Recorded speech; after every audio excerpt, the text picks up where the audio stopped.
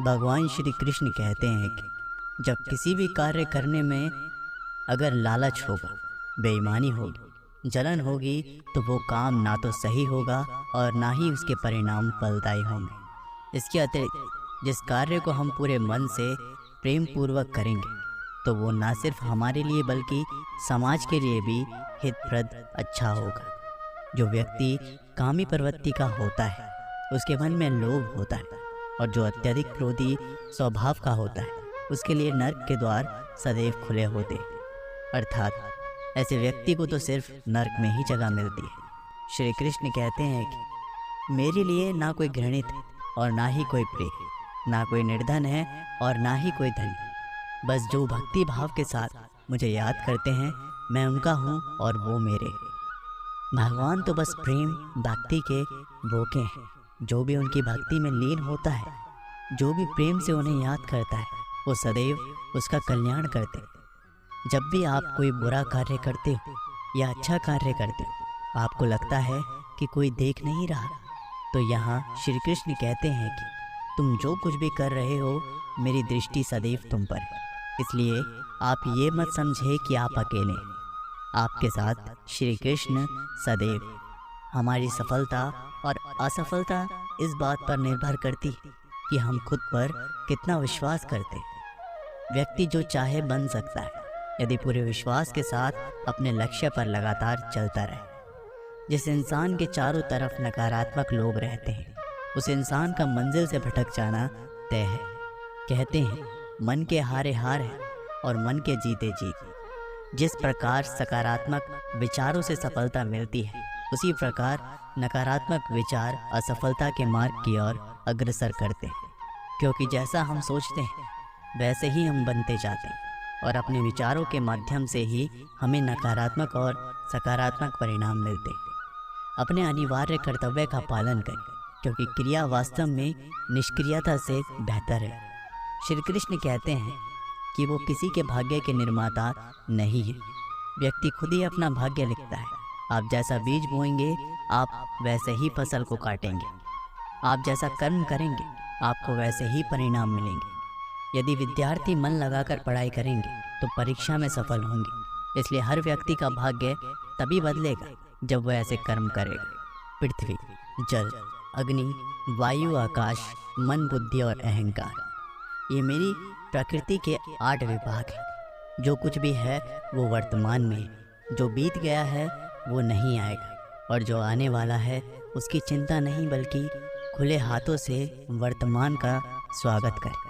श्री कृष्ण कहते हैं कि मन उन लोगों के लिए दुश्मन की तरह काम करता है जो इसे नियंत्रित नहीं करते, और जिसने अपने मन को जीत लिया है उसके लिए मन सबसे अच्छा मित्र है। क्रोध में इंसान भ्रमित हो जाता है और भ्रम से बुद्धि व्यग्र हो जाती है, और अपने गलत फैसले के चलते उसका पतन शुरू हो जाता है। खुशी मन की एक ही अवस्था है जिसका बाहरी दुनिया से कोई लेना देना नहीं है। कोई भी व्यक्ति जो अच्छा काम करता है उसका कभी भी बुरा अंत नहीं हो। चाहे यहाँ आने वाले संसार में हम वही देखते हैं जो हम हैं, और हम वही हैं जो हम देखते हैं। श्री कृष्ण कहते हैं कि मनुष्य सब कुछ चाहता है पर सब कुछ उसे नहीं मिल सकता। आपको जो नहीं मिला उसके लिए पश्चाताप मत करो, और जो आपसे खो गया, जो आपसे अलग हो गया, उसके लिए निराश भी मत हो। मैं सभी प्राणियों के हृदय में स्थित आत्मा हूँ। मैं सभी प्राणियों का आदि, मध्य और अंत भी हूँ। हर व्यक्ति श्री कृष्ण से जुड़ा है और श्री कृष्ण हर व्यक्ति से जुड़े। वही हमारे आदि, मध्य और अंत है। ठंड या गर्मी, सुख या दर्द का अनुभव करें। यह अनुभव क्षण भंगुर है। वे आते हैं और जाते हैं, उन्हें धैर्यपूर्वक सहन करें। समय एक सा नहीं रहता। आज दुख है तो कल सुख भी आएगा, और सुख के बाद दुख भी आना स्वाभाविक है। आपको पूरे धैर्य और श्री कृष्ण पर विश्वास के साथ अपना जीवन निर्वाह करना चाहिए। श्री कृष्ण कहते हैं कि क्या गया है तुम्हारा जो तुम रोते हो?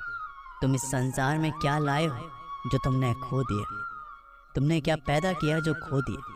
क्योंकि तुमने जो भी लिया यहीं से लिया, जो भी दिया यहीं पे दिया। आज जिसे तुम अपना कह रही हो कल किसी और का था और परसों किसी और का होगा। फिर क्यों रोते हो? और परिवर्तन ही इस संसार का नियम है। गति के लिए चरणों पर ध्यान देना आवश्यक है, किंतु प्रगति के लिए सदैव आचरण पर ही ध्यान देना चाहिए। जिसका मन उसके वश में नहीं, उसके लिए उसका मन शत्रु के समान है। वो मूर्ख है जो प्रेम को बकवास कहते हैं। प्रेम इस दुनिया की जड़ है जिससे दुनिया बनी है। हम जो कुछ भी हैं वह हमने जो सोचा है उसका परिणाम है। हम अपने विचारों से बने, हम अपने विचारों से ढाले जाते। ऐसा कोई समय नहीं है जब मैं नहीं था, ना आप, ना ही इनमें से कोई राजा, ना ही कोई भविष्य है जिसमें हम नहीं रहेंगे। अपरिपक्व लोग सोचते हैं कि ज्ञान और क्रिया अलग अलग है, लेकिन बुद्धिमान उन्हें एक ही मानते हैं। जिस प्रकार इस शरीर में रहने वाला बचपन, युवावस्था और वृद्ध अवस्था से गुजरता है, उसी प्रकार मृत्यु के समय ये केवल दूसरे प्रकार के शरीर में प्रवेश करता है। बुद्धिमान इसके बहकावे में नहीं आता। ना ही ये शरीर तुम्हारा है और ना तुम इस शरीर की। ये शरीर तो अग्नि, जल, वायु, पृथ्वी, आकाश से बना है और इसी में मिल जाएगा, परंतु आत्मा स्थिर है। फिर तुम क्यों? श्री कृष्ण कहते हैं, तुम अपने आप को मुझे अर्पित कर। यही सबसे उत्तम सहारा है। जो इसके सहारे को जानता है वह भय, चिंता, शोक से सर्वदा मुक्त। इच्छाओं में कमी ही सुख की कुंजी। उम्मीद ही आपको रिश्ते में कमज़ोर बनाती।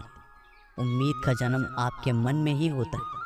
शांत, नम्रता, मौन, संयम और पवित्रता ये मन के अनुशासन है।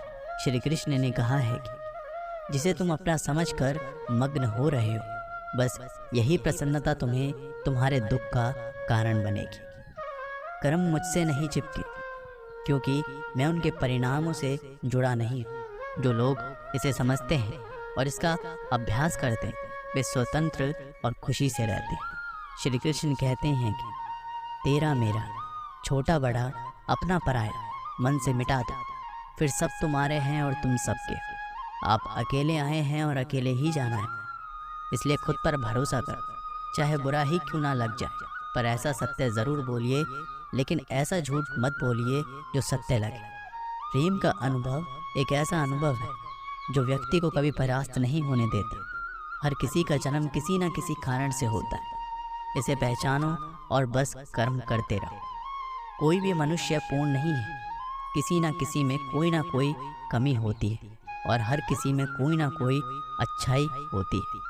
इसलिए आपकी तुलना किसी से मत कर, बल्कि पूर्ण निष्ठा के साथ अपना कर्म करो। कर्मवीर मनुष्य ही अपनी पहचान बनाते।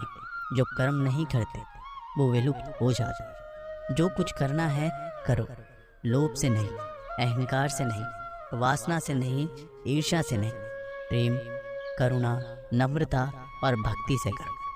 कर्म करते समय ना तो कोई नुकसान होता है और ना ही कोई परिणामी दोष, लेकिन इस निस्वार्थ क्रिया की थोड़ी सी भी प्रगति हमें महान भय से बचाती है। इंद्रियों से मिलने वाला सुख पहले तो अमृत जैसा लगता है, लेकिन अंत में ये विष के समान कड़वा हो जाता है।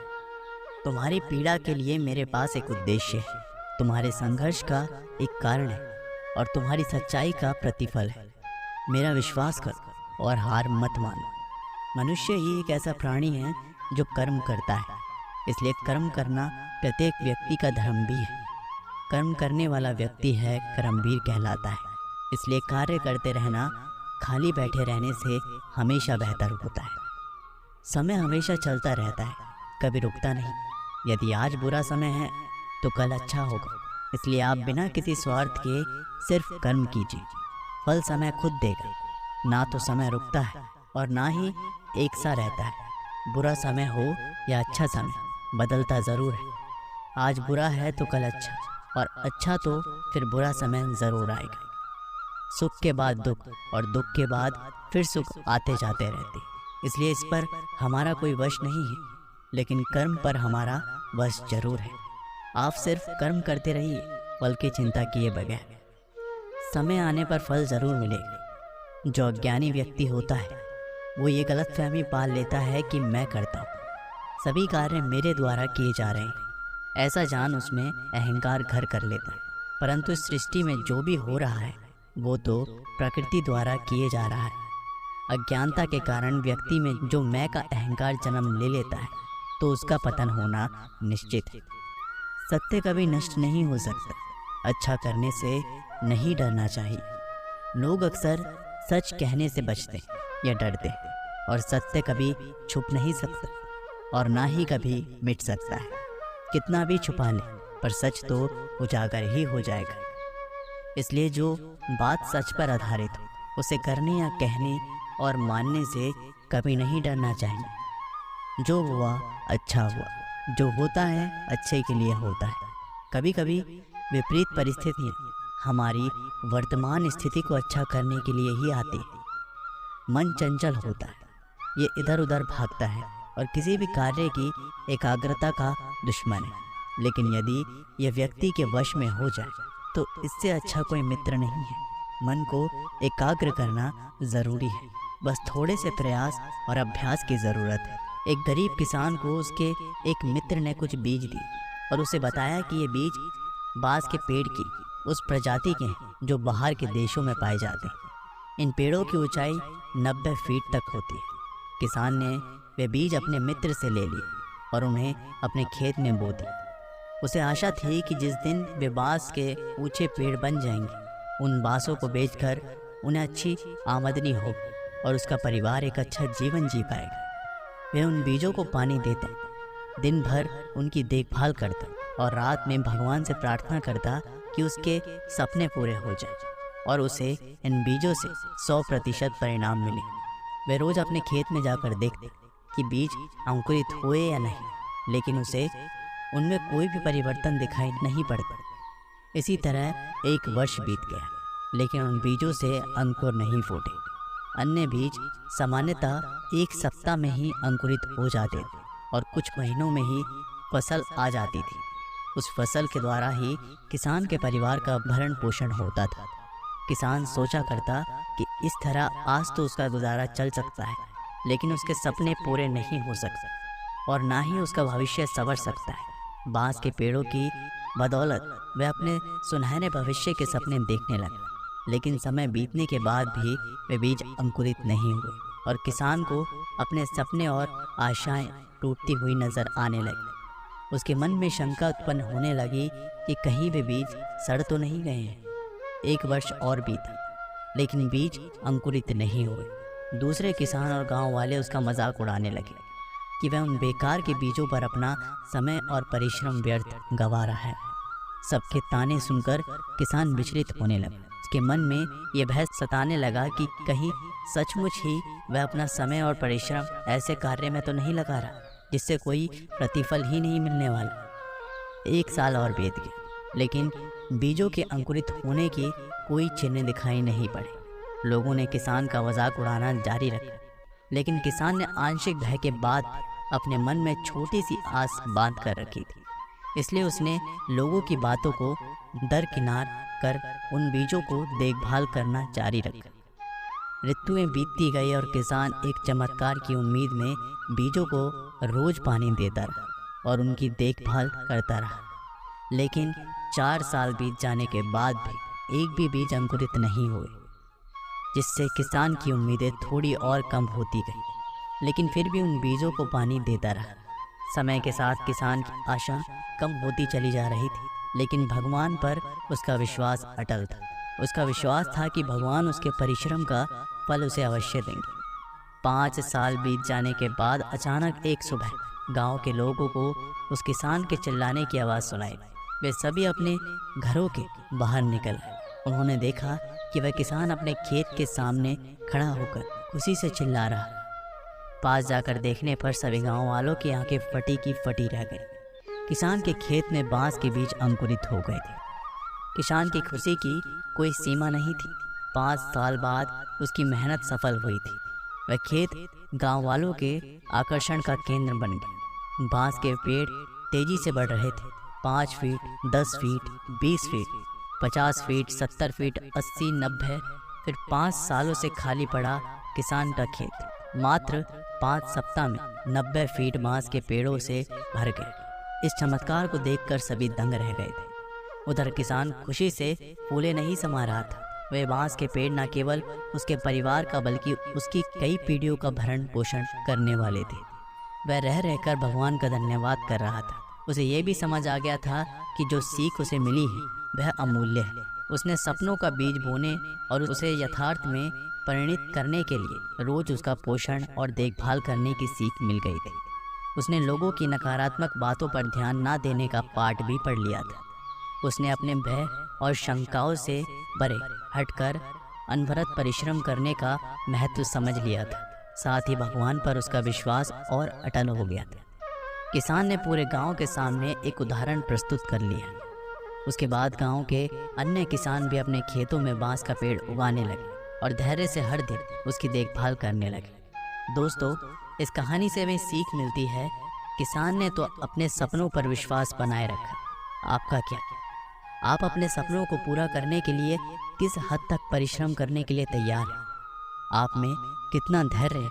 अपने सपनों पर विश्वास रखें, खुद पर विश्वास रखें, धैर्य से परिश्रम करते रहें, सफलता अवश्य प्राप्त होगी। दोस्तों, ये वीडियो यहीं पर समाप्त होती है। आशा करते हैं कि आपने इस वीडियो से बहुत कुछ सीखा होगा।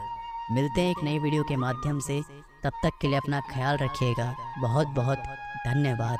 जय श्री कृष्ण।